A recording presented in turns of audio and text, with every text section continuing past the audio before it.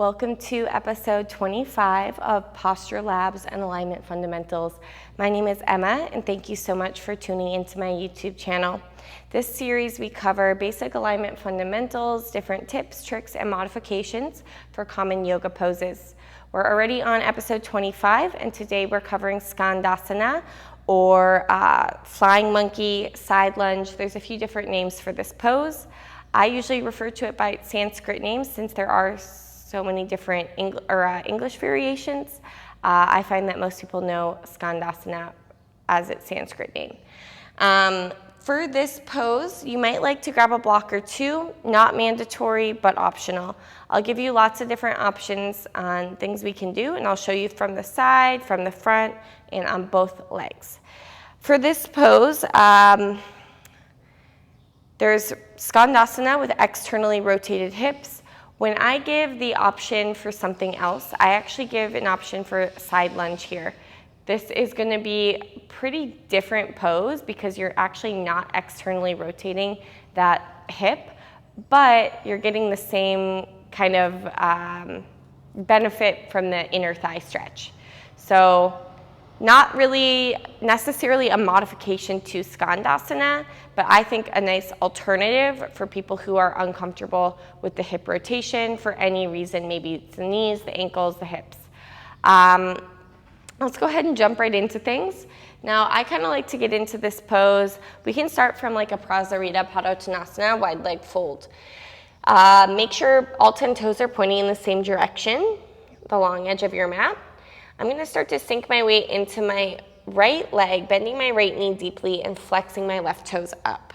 So I'm dropping my seat towards the floor. I'm trying to get my right heel on the mat. As you might be able to see, this is a lot of flexion in this right ankle joint. For me, fine. For a lot of people, this is kind of hypermobility. So this might not be possible now or ever just because of your bone structure. So there's not something wrong with you. You're not inflexible. It might just not be possible for your ankle bones to shift this way. That's okay. So what I would recommend for that is to either lift your hips up a little bit, maybe by using blocks. Place your hands on some blocks, lift your hips up until you can get your heel to the mat. If that doesn't work out, you can lift your heel up a bit, but you're just not trying to like roll onto the balls of the feet. The goal isn't to bring your weight forward. You still want to try to sink your weight back towards your heel, even if it doesn't touch the mat. So think about shifting the weight back. Now this leg here, it's really easy for this to turn inwards, for these toes to flop inwards, or people will disengage and just let their toes flop. So this extended leg, the foot is flexed, the inner thigh is going up. External rotation. So inner thigh going up, outer thigh going down, and I'm squeezing that leg. For people who are hypermobile, this is really easy. So what I'd recommend is a gentle bend in this left leg, maybe even lifting your hips up half an inch, and you're going to feel the action through this pose quite a bit more. I would recommend bumping your right hip a little bit over to the left, kind of tucking your tailbone like you might do in a yogi squat and trying to sit up nice and tall. Now there's lots of variations here. Of course, you can open your arms, you could wrap, you could bind, you could extend your arms in the other direction, or even walk your hands forward. That would be more of a rounded spine. Now, what I like to recommend for people who this just isn't their pose, so maybe it's the first time they come to yoga, they're not used to the external rotation, they don't have this much flexibility in their hips or their ankle, I would recommend doing a side lunge instead. So if we come back to that wide leg forward fold, I'm still going to bend deeply into my right knee, but I'm going to keep both feet firmly flat on the mat and keep my hands down.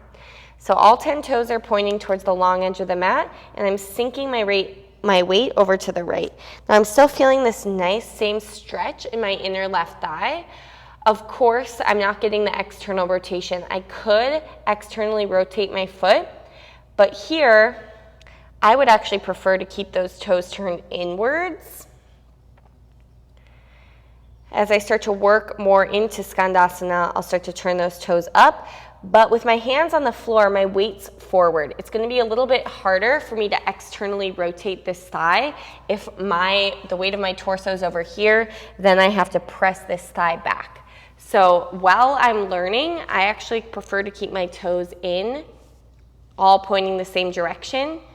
Then as I start to sink my hips a little bit and walk my hands back a little bit more towards me, I can start to turn those toes up. Heel lifted is a great modification, but the goal here isn't to like roll your weight forward. You're still trying to roll your weight back towards your heel. Let's do that on the other side, and I'll actually show you from the side, so I won't really be on the mat. So if I start kind of in my wide-legged fold, I'll bend my left knee a lot this time, and then turn my right toes to flex up. Now from the side, you can see here if I'm rounding into my back. Here, I want to take my left hip and kind of bump it over to the right, so my right foot might actually scoot out a little bit more. As I do that, I'm making just a little bit more space for my tailbone to tuck, my low back to press in, and my spine to lengthen a little bit more. Now, I want to keep the effort of the left hip going to the right, maybe even lift those hips up a little bit. If I can easily get my heel to the mat, stamping the heel down and a little bit lighter in the toes is great. I can always open my arms. I could wrap or bind. But these right toes, which you might be able to see, but maybe not, these right toes on my extended leg are staying face up. I'm thinking kind of about grabbing my right thigh and externally rotating it. So as I'm in the pose, it's still active. The right inner thigh going up and the outer thigh going down. That's why lifting the hips up a little bit and then trying to keep that tuck of the pelvis is going to make the pose a lot harder. Gentle tuck of your chin, feel the back of your neck lengthen, and release. Now if I'm doing a side lunge from the side view, I'll start in my wide leg fold, I'll bend my left knee. I kind of send my butt back. I'm getting a nice stretch on my inner right thigh. Now my torso is hinged forward, like my shoulders are over my wrists here. If I want to start to work into Skandasana, I can flex my right foot, but I'm going to have to sink my hips back a little bit. I'm going to have to walk my hands back a little bit. I'm trying to keep my left heel on the mat. I'm kind of sliding my right heel out a little bit. Now, ideally, we don't really want this rounded spine that I'm doing here, so you might grab a block instead. Try to keep a little bit of a prouder chest. Even though your torso is hinged forward, at least you're not rounding your back. This is a really challenging pose for a lot of people, especially if you're new to yoga. You know, just learning the basic poses like warrior one, warrior two can be challenging.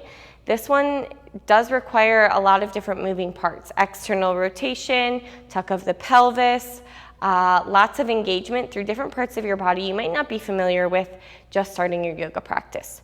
Take it easy. Always feel free to modify. That side lunge variation gives you a really awesome stretch on your inner thigh, which is one of the main goals of a Skandasana anyway. So start there, use a block. There's nothing wrong with using blocks or any other props. I know for a lot of us, when we first start our yoga practice, we don't want to use blocks because we think they make the practice easier.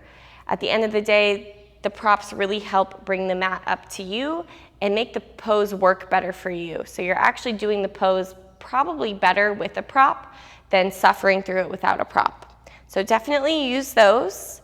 If you have any other tips or tricks that really help you out in Skandasana or flying monkey pose, please let me know in the comments. These were a lot of tips that I've learned from my teachers, but I'm always open to learning more and passing those along to my students as well.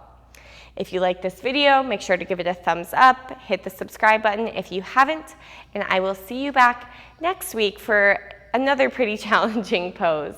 Thank you so much for watching.